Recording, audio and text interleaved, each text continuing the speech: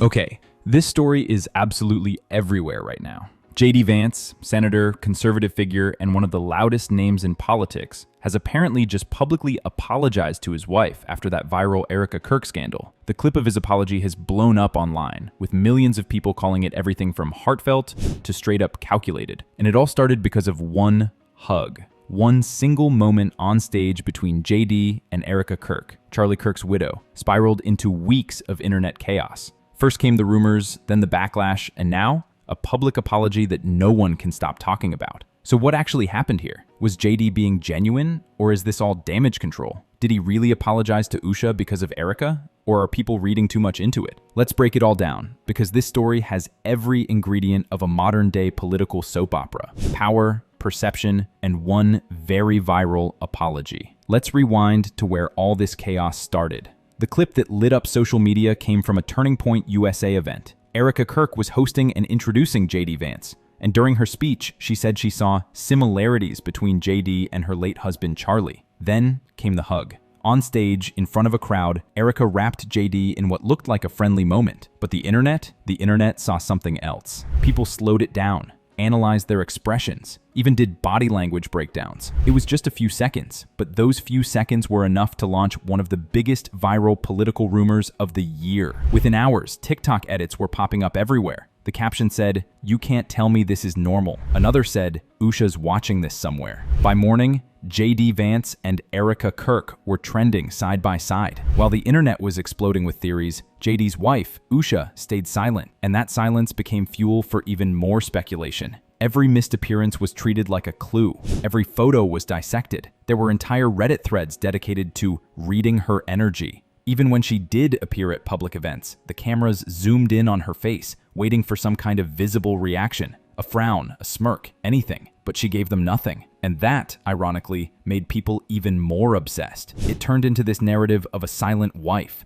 a senator under fire, and a widow whose every move was being overanalyzed. And all of it, every single part, was happening in real time online. You know how this goes. Once the story hit TikTok, it was over. People were making reaction videos like it was a celebrity breakup. Some showed slow-motion replays with sad music. Others used clips of Usha looking distant at events with captions like, "She knows." Twitter, or X, was even worse. Every influencer with a following had a take. Some defended Erika, saying she was being compassionate. Others accused her of overstepping boundaries. It got so ridiculous that even political commentators started referencing it, saying things like, "This is what happens when politicians become influencers." For JD, it was probably just another day on stage. For the internet, it was emotional betrayal, scandal, and symbolism, all in one clip. Then came the moment that reignited everything. At a recent event, JD Vance gave a speech, a pretty standard one about family and faith. But one line in particular sent social media into overdrive. He said, "Sometimes in public life, the people we love pay the price for our visibility, and that's something I deeply regret." That sentence became headline gold. People clipped it, captioned it, and declared, "JD Vance publicly apologizes to his wife after Erika Kirk scandal." The clip spread faster than wildfire. News outlets started running stories calling it a public apology, while others said it was a veiled admission of guilt. It didn't matter what he meant. The timing was perfect for the narrative. And once people heard that tone in his voice, slow, careful, maybe even emotional, everyone had an opinion.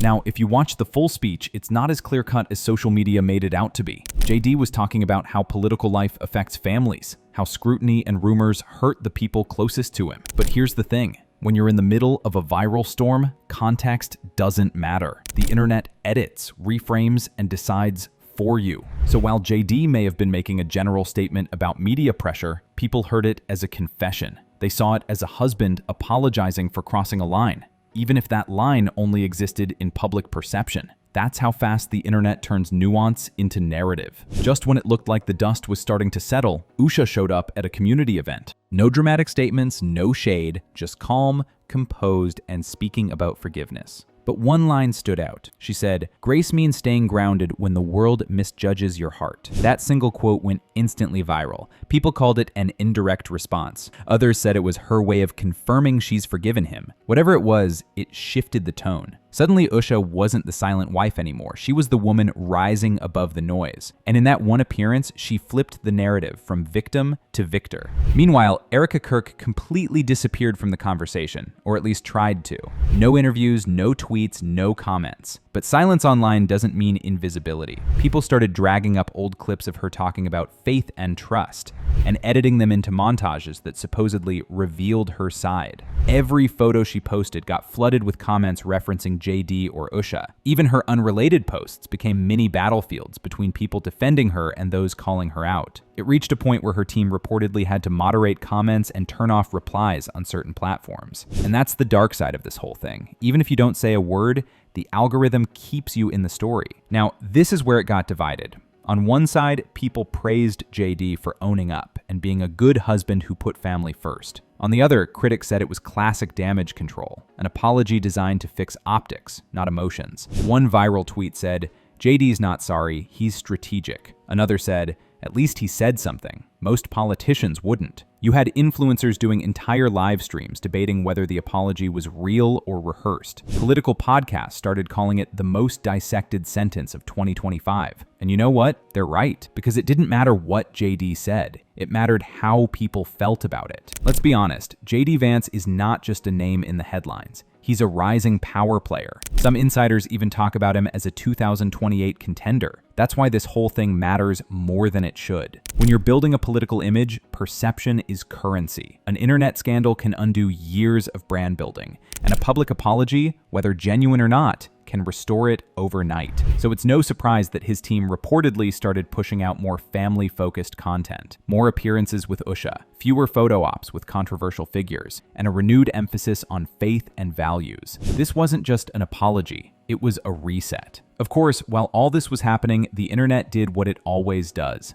It turned it into content. Clips of JD's apology were remixed with dramatic background music. Someone edited Usha's speech next to his and titled it The Forgiveness Arc. Another made a fake movie trailer called The Apology. Even late-night hosts jumped in, joking that JD's poll numbers might rise depending on how good his apology flowers were. It became entertainment, another cycle of reaction, parody, and speculation. And that's how modern scandals work. The memes outlive the truth every single time. So where do things stand now? JD and Usha seem to be presenting a united front again. They've been spotted together at public events, smiling, speaking together, the whole happy family reset. Erika, on the other hand, seems to be keeping her distance from the spotlight for now. No new events, no statements, at least not yet. But here's the thing, this story doesn't need new fuel, because it's already become a symbol. People aren't just talking about JD and Erika anymore. They're talking about trust, image, and how much of what we see online we can actually believe. When you strip away the politics, the memes, and the theories, this whole saga says something bigger about the world we live in.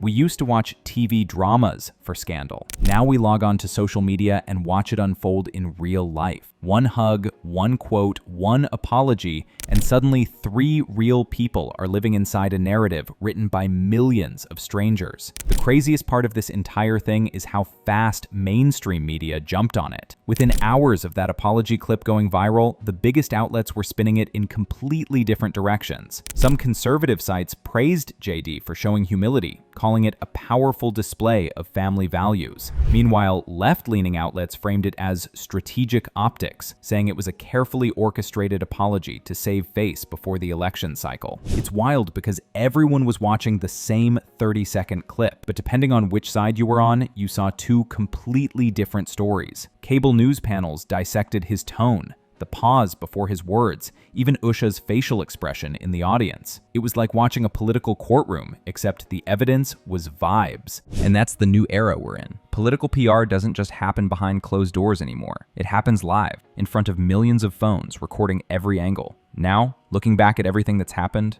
the rumors, the reactions, the apology, the memes, this story might actually mark a turning point for how political figures exist online. Because here's the truth, JD Vance's apology isn't just a moment. It's a case study in modern reputation management. Think about it. The story wasn't driven by journalists. It was driven by users. Regular people with phones turned a 5-second hug into a nationwide debate. Then, a single sentence of reflection became a public apology. That cycle, viral, outrage, redemption. It's the new political rhythm. And whether you like JD or not, his situation shows how fast public image can rise, fall, and rebuild, all within a matter of days. Was JD's apology real? Was it PR? Honestly, that depends on who you ask. But one thing's for sure, this story has blurred the line between politics and pop culture forever. So what do you think? Was JD Vance being sincere, or was this just smart timing to get ahead of a story that won't go away? Drop your thoughts in the comments. I read every single one. Anyway, this concludes today's video. Be sure to subscribe to LoafTube for future celebrity videos, and turn on that post notification bell so you don't miss out on any future uploads.